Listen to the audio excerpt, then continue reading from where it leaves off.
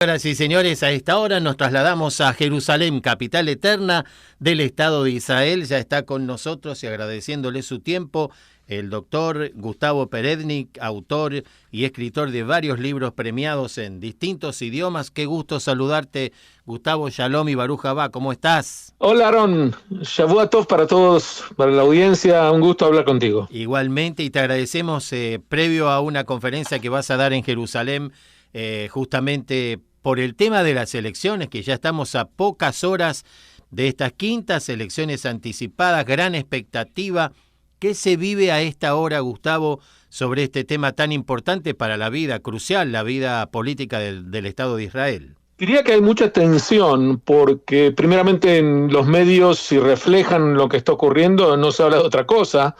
Y eso se debe a que ya hay un cierto cansancio electoral después de que tuvimos varias elecciones en donde no se llegó a una determinación del ganador.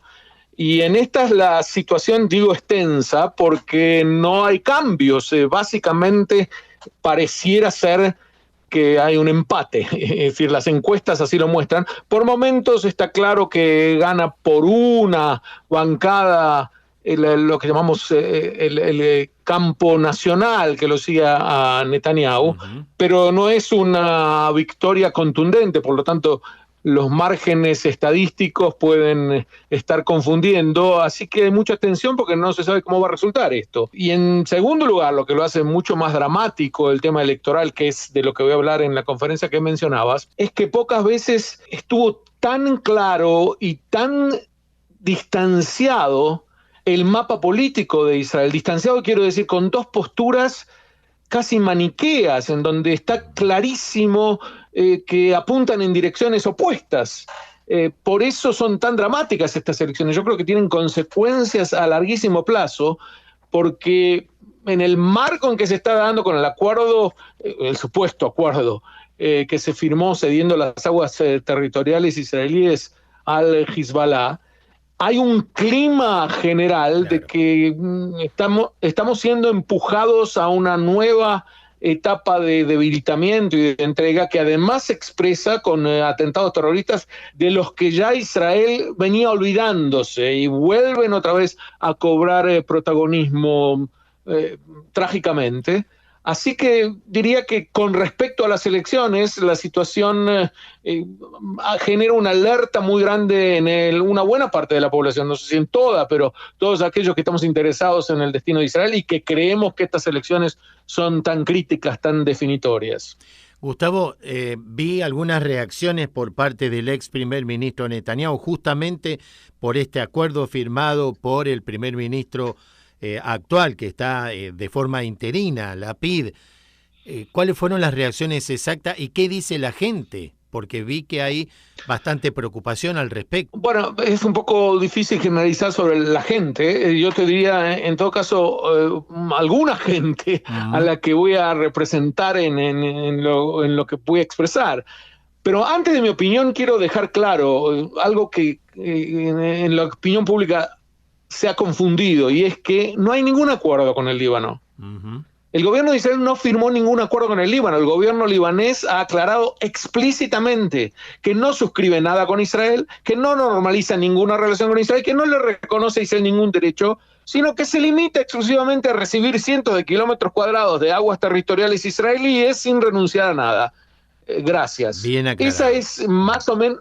Eso es lo que se difunde en el Líbano, si uno sigue los diarios libaneses, o lo que dice su presidente Michel Aoun, o aún los negociadores, todos en el Líbano lo plantean de ese modo. En Israel, por lo tanto, hay mucha preocupación, con un agravante que nos deja en una situación de mucha impotencia a los israelíes, y es el siguiente.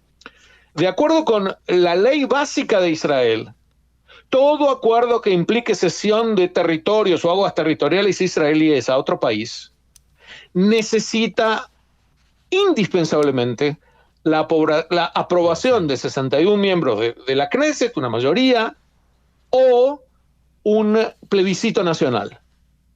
Lo dice la ley muy explícitamente. Esto se ha hecho sin siquiera llevar a una votación a la Knesset.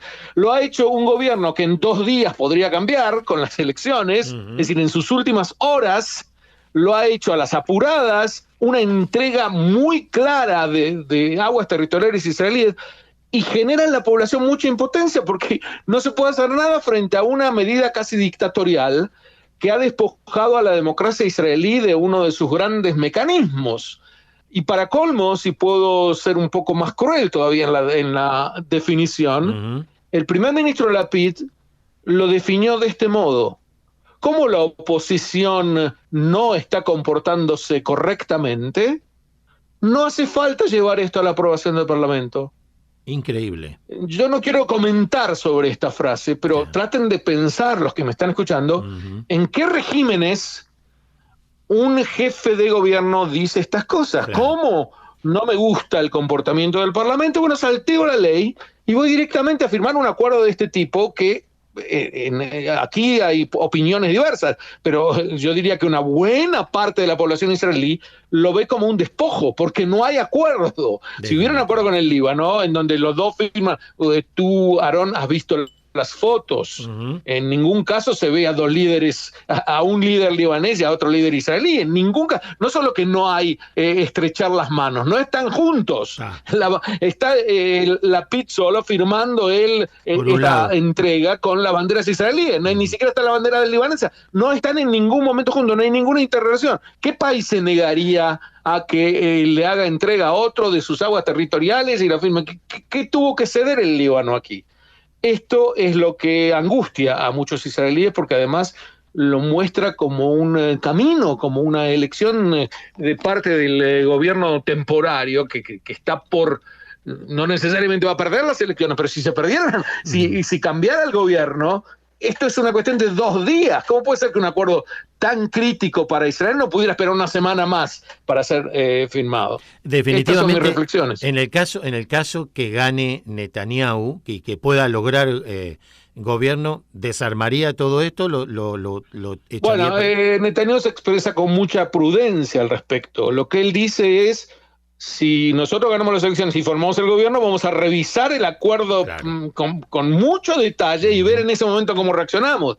Pero más allá de cómo reaccione alguien frente al acuerdo, de lo que no cabe ninguna duda es que el procedimiento ha violado una ley de Israel básica que dice que esto habría que haberlo llevado o a la aprobación del Parlamento de Israel o un plebiscito nacional.